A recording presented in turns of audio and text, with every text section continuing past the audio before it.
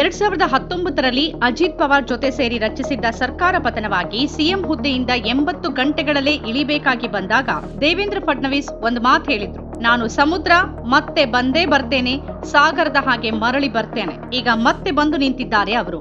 मेरा पानी उतरता देख मेरे किनारे पर घर मत बसा लेना, मैं समंदर हूँ लौट कर वापस आऊंगा. ಎಷ್ಟೆಲ್ಲ ಕಸರತ್ತುಗಳ ಬಳಿಕ ಅತ್ತ ಇತ್ತ ಅಂತೆಲ್ಲ ನಡೆದು ಕಡೆಗೆ ಸರ್ಕಾರ ಅವರದ್ದೇ ನೇತೃತ್ವದಲ್ಲಿ ರಚನೆ ಆಗ್ತಾ ಇದೆ. 2014ರಲ್ಲಿ ಅಂದಿನ ಮಹಾರಾಷ್ಟ್ರ ಬಿಜೆಪಿ ಅಧ್ಯಕ್ಷರಾಗಿದ್ದ ಫಡ್ನವೀಸ್ ಅವರನ್ನ ಸಿಎಂ ಹುದ್ದೆಗೆ ಮೋದಿ ಮತ್ತು ಅಮಿತ್ ಶಾ ಆರಿಸಿದಾಗ ಅದು ಅಚ್ಚರಿಯ ಆಯ್ಕೆಯಾಗಿತ್ತು. ಯಾಕಂದ್ರೆ ಅವರ ನಾಗ್ಪುರ ಮೂಲ ಮತ್ತು ಆರ್ಎಸ್ಎಸ್ ಜೊತೆಗಿನ ಅವರ ಕುಟುಂಬದ ನಿಕಟತೆ ಅವರ ಆಯ್ಕೆಯ ಹಾದಿಯಲ್ಲಿನ ಅಡೆತಡೆಗಳಾಗಿದ್ವು. ಹಿರಿಯ ನಾಯಕರನ್ನ ಕರೆದುಕೊಂಡು ಹೋಗುವ ಯುವ ಫಡ್ನವೀಸ್ ಸಾಮರ್ಥ್ಯದ ಬಗ್ಗೆ ಸುದೀರ್ಘ ಚರ್ಚೆಗಳು ನಡೆದಿದ್ವು. ಮಹಾರಾಷ್ಟ್ರದಂತಹ ದೊಡ್ಡ ರಾಜ್ಯವನ್ನ ನಡೆಸೋಕೆ ಫಡ್ನವೀಸ್ಗೆ ಅನುಭವ ಇದೆಯಾ ಅಂತಾನು ಅವರ ಸಂಬಂಧಿಗಳಲ್ಲೇ ಕೆಲವರು ಪ್ರಶ್ನೆ ಹಾಕಿದ್ದೂ ಇತ್ತು. ಕಾಂಗ್ರೆಸ್ ಮತ್ತು ಎನ್ಸಿಪಿಯ ಹಳೆ ಯುದ್ಧ ಕುದುರೆಗಳು ಫಡ್ನವೀಸ್ ಮುಗ್ಗರಿಸೋದನ್ನ ನೋಡೋಕೆ ಕಾದಿದ್ವು. ಆದರೆ ಅವರು ಬಿಜೆಪಿ ಮುಖ್ಯಸ್ಥರಾಗಿ ಶುದ್ಧ ಮತ್ತು ವಿಶ್ವಾಸಾರ್ಹ ನಾಯಕ ತಾನೆಂಬುದನ್ನ ಖಾತ್ರಿಪಡಿಸಿದ್ದಾರೆ ಅನ್ನೋದು ಫಡ್ನವೀಸ್ ಪರವಾಗಿ ಇದ್ದ ದೊಡ್ಡ ಅಂಶವಾಗಿತ್ತು. ಅವರ ಸಾಮರ್ಥ್ಯದ ಬಗ್ಗೆ ತಮ್ಮ ಅಪನಂಬಿಕೆಯೆಲ್ಲ ತಪ್ಪು ಅಂತ ವಿರೋಧಿಗಳಿಗೆ ಅನ್ನಿಸೋ ಹಾಗೆ ಅಧಿಕಾರಕ್ಕೆ ಬಂದ ಕೂಡಲೇ ಫಡ್ನವೀಸ್ ತೋರಿಸಿದ್ರು. ಅವರ ಸರ್ಕಾರದಲ್ಲಿ ನಡೆದ ಮೇಕ್ ಇನ್ ಇಂಡಿಯಾ ಶೃಂಗಸಭೆಯಲ್ಲಿ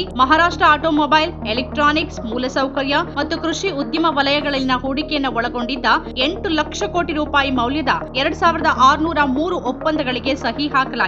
2018ರಲ್ಲಿ ಮ್ಯಾಗ್ನೆಟಿಕ್ ಮಹಾರಾಷ್ಟ್ರ ಈವೆಂಟ್ ನಲ್ಲಿ ರಿಯಲ್ ಎಸ್ಟೇಟ್, ರತ್ನಗಳು ಮತ್ತು ಆಭರಣಗಳು, ಏರೋಸ್ಪೇಸ್ ಮತ್ತು ರಕ್ಷಣೆಯಂತಹ ಹಲವು ಕ್ಷೇತ್ರಗಳಲ್ಲಿ 12 ಲಕ್ಷ ಕೋಟಿ ರೂಪಾಯಿಗಳ ಹೂಡಿಕೆಯ ಭರವಸೆ ಸಿಕ್ಕಿತ್ತು. ಮರಾಠ ಮೀಸಲಾತಿ ಸಮಸ್ಯೆಯನ್ನ ನಿಭಾಯಿಸುವಲ್ಲಿ ಫಡ್ನವೀಸ್ ರಾಜಕೀಯ ಚತುರತೆ ತೋರಿಸಿದ್ರು. ಅನೇಕ ರ್ಯಾಲಿಗಳು ಮತ್ತು ಆತ್ಮಹತ್ಯೆಯ ವರದಿಗಳು ಬಂದಾಗ ಒತ್ತಡಕ್ಕೊಳಗಾದ ಕೇಂದ್ರ ಬಿಜೆಪಿ ಒಂದ್ ಹಂತದಲ್ಲಿ ಫಡ್ನವೀಸ್ ಅವರನ್ನ ಬದಲಿಸೋಕು ಕೂಡ ಯೋಚಿಸಿತ್ತು. ಆದ್ರೆ ಫಡ್ನವೀಸ್ ಮರಾಠ ನಾಯಕರನ್ನ ಮಾತುಕತೆಗೆ ಒಳಪಡಿಸುವಲ್ಲಿ ಯಶಸ್ವಿಯಾದ್ರು. ಅವರ ಸರ್ಕಾರ ಸಾಮಾಜಿಕವಾಗಿ ಮತ್ತು ಶೈಕ್ಷಣಿಕವಾಗಿ ಹಿಂದುಳಿದ ವರ್ಗಗಳ ಅಡಿಯಲ್ಲಿ ಸಮುದಾಯ ಮೀಸಲಾತಿಯ ಭರವಸೆ ನೀಡುವ ಮೀಸಲಾತಿ ಮಸೂದೆಯನ್ನ ಅಂಗೀಕರಿಸಿತು. ಅದನ್ನ ನಂತರ ನ್ಯಾಯಾಲಯ ತಡೆ ಹಿಡಿಯಿತಾದ್ರೂ ಫಡ್ನವೀಸ್ ಸರ್ಕಾರ ಮರಾಠ ಕೋಟವನ್ನ ಜಾರಿಗೆ ತಂತು. ಆ ಕ್ರಮ ಈ ಚುನಾವಣೆಯಲ್ಲೂ ಬಿಜೆಪಿ ಕೈ ಹಿಡಿದಿರೋದು ಸ್ಪಷ್ಟ.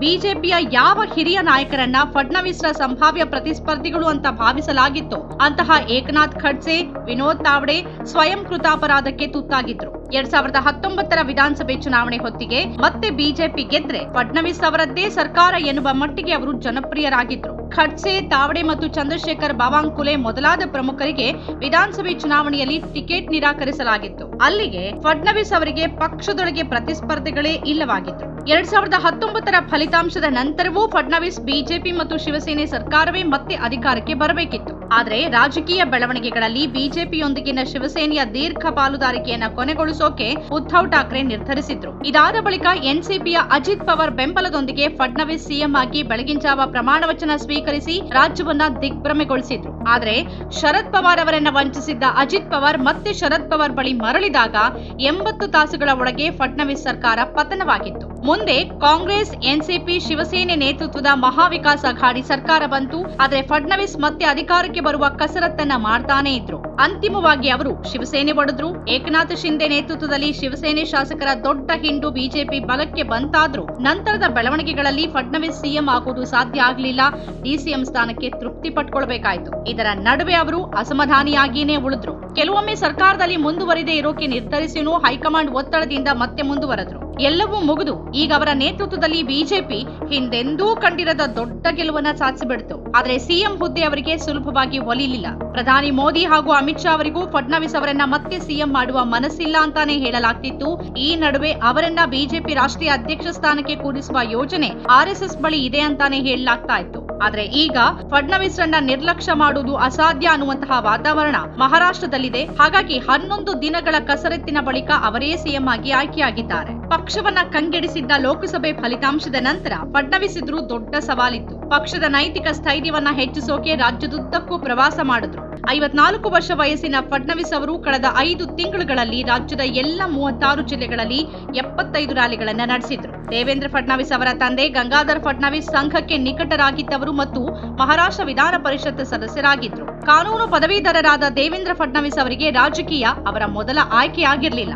ಆದರೆ ಎಬಿವಿಪಿಯೊಂದಿಗೆ ಅವರ ರಾಜಕೀಯ ಬದುಕು ಶುರುವಾಗಿತ್ತು. ನಂತರ ನಾಗ್ಪುರ ಕಾರ್ಪೊರೇಷನ್ ಚುನಾವಣೆಯಲ್ಲಿ ಸ್ಪರ್ಧಿಸಿದ್ರು ಮತ್ತು 27ನೇ ವಯಸ್ಸಿನಲ್ಲಿ ದೇಶದ ಕಿರಿಯ ಮೇಯರ್ಗಳಲ್ಲಿ ಒಬ್ಬರು ಅನ್ನೋ ಹೆಗ್ಗಳಿಕೆಗೆ ಪಾತ್ರರಾದ್ರು. 1999ರಲ್ಲಿ ಮೊದಲ ಬಾರಿ ಅಸೆಂಬ್ಲಿ ಚುನಾವಣೆಗೆ ಸ್ಪರ್ಧಿಸಿ ಗೆದ್ರು. ಅಲ್ಲಿಂದ ಮತ್ತೆ ಹಿಂತಿರುಗಿ ನೋಡ್ಲಿಲ್ಲ.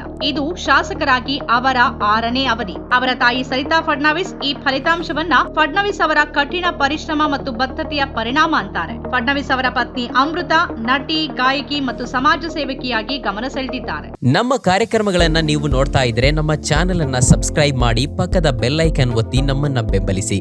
ಹಾಗೆ ನಮ್ಮ ಕಾರ್ಯಕ್ರಮಗಳನ್ನ ಲೈಕ್ ಮಾಡಿ, ಕಮೆಂಟ್ ಮಾಡಿ, ಅದನ್ನ ಬೇರೆಯವರಿಗೂ ವಾಟ್ಸ್ಆಪ್ ಮೂಲಕ ಶೇರ್ ಮಾಡಿ. ನೀವು ಹೀಗೆ ಮಾಡಿದಾಗ ನಮ್ಮ ಚಾನೆಲ್ ಇನ್ನಷ್ಟು ಮತ್ತಷ್ಟು ಜನರಿಗೆ ತಲುಪಲು ನೀವು ನಮ್ಮೊಂದಿಗೆ ಸಹಕರಿಸಿದ ಹಾಗಾಗುತ್ತೆ.